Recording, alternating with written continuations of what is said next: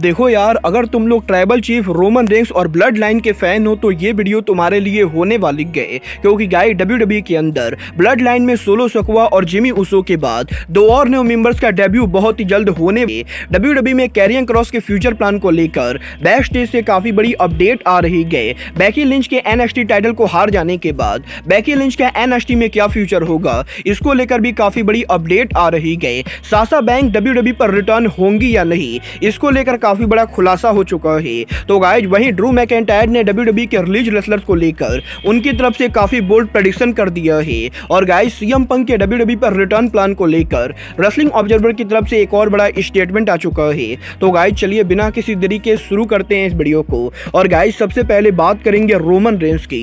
Well guys ये बात तो हम सभी लोग मानेंगे कि WWE के अंदर आज के टाइम पर रोमन रेंस जो इतने बड़े सुपरस्टार बने गए, इसका सबसे बड़ा रीजन रोमन रेंस की फैक्शन ब्लड लाइन है। क्योंकि गाइज अगर यहाँ पर ब्लड लाइन ना होती तो आज से करीबन 3 साल पहले ही रोमन रेंस उनका टाइटल हार जाते। और गाइज ब्लड लाइन के दम के ऊपर ही रोमन रेंस आज यहाँ पर इतने बड़े स्टार बने गए। और गाइज अब यहाँ पर ब्लड लाइन के अंदर बहुत ही जल्द आप लोगों को 2 और नए मेंबर देखने को मिलने वाले हैं। क्योंकि गाइज अगर आपको नहीं मालूम है तो गाइज मैं आपको बता दूं, रोमन रेंस के 2 कजिन यहाँ पर WWE के बाहर अमेरिका की 5वीं सबसे बड़ी रेसलिंग कंपनी MLW पर काम करते गए। और गाइज यहाँ पर रोमन रेंस के कजिन ब्रदर लॉन सोनाई और जूसी फेनाई यहाँ पर MLW के ऊपर काम करते थे।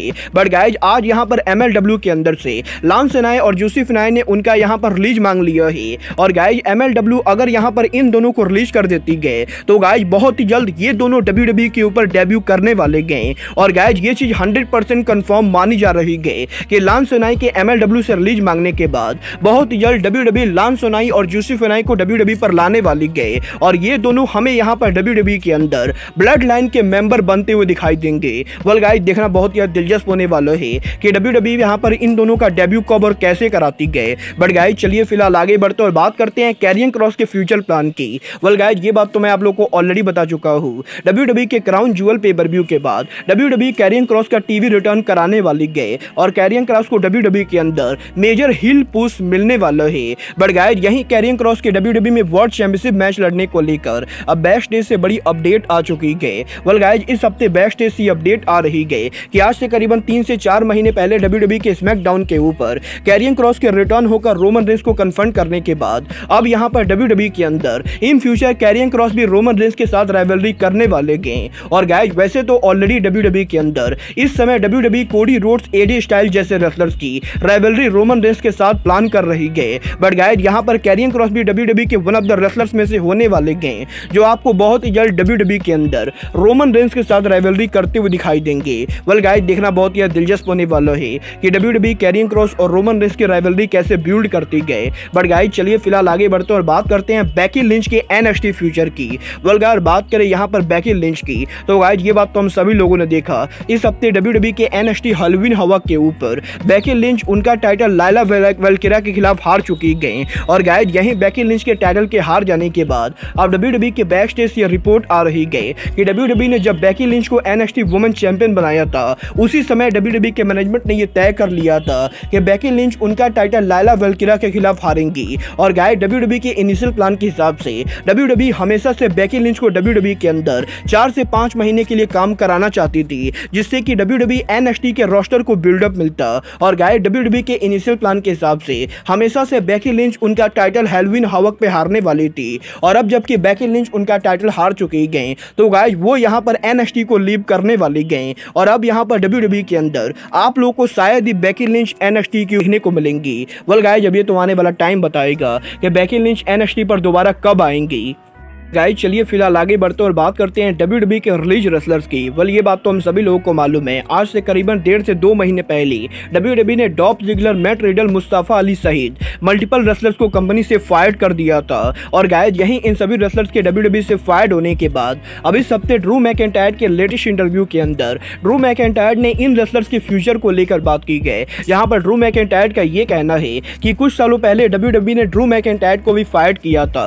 और गाइस जब मैकिंटायर WWE से फायर्ड हुए थे, तो गाइज मैकिंटायर ने इसे बहुत बड़ी अपॉर्चुनिटी समझी थी और मैकिंटायर ने WWE के बाहर जाके TNA सहित काफी सारे रेसलिंग कंपनीज पर काम करके उनके नाम को बनाया था, जिसके बाद कि WWE ने खुद मैकिंटायर को सामने से ऑफर देके WWE कंपनी के अंदर वापस बुलाया था।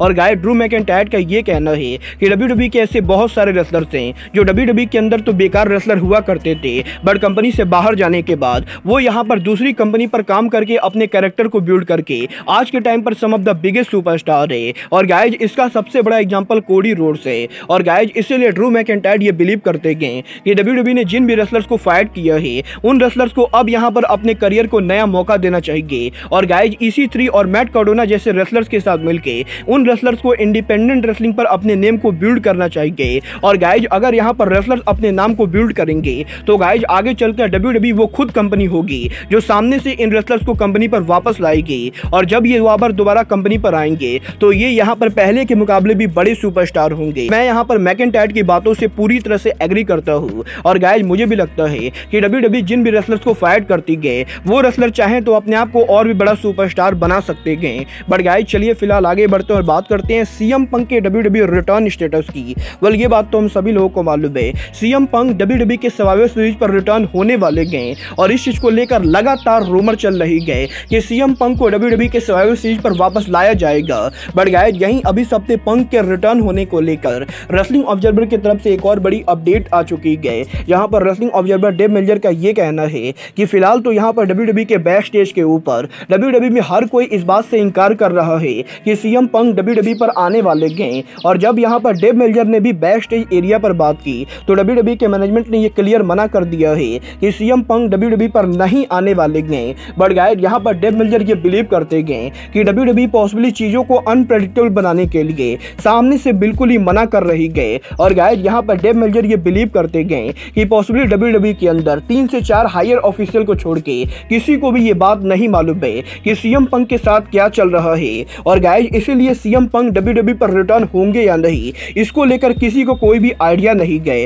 अब ये तो आने वाला टाइम ही बताएगा कि पंक यहाँ पर WWE पर रिटर्न होंगे या नहीं। बट गाइस जहाँ तक बात है रेसलर्स के रिटर्न होने की, तो गाइस अभी हफ्ते WWE के अंदर साशा बैंक्स के रिटर्न होने को लेकर बैक स्टेज से काफी बड़ी ऑफर आ चुकी है।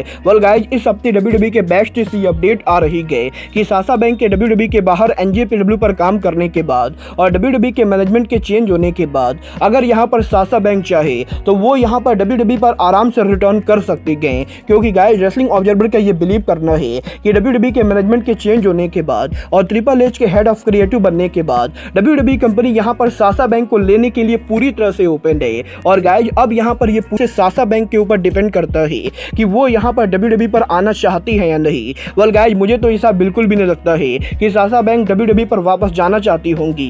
बट गाइस आप लोग WWE में साशा बैंक को देखना चाहते हो या नहीं, आप लोग मुझे कमेंट करके बताइए। बट गाइस अब आज के इस वीडियो में बस इतना ही। मैं मिलता हूँ आपसे अपने अगले वीडियो में। बट गाइस तब तक के लिए good bye, good night and bang.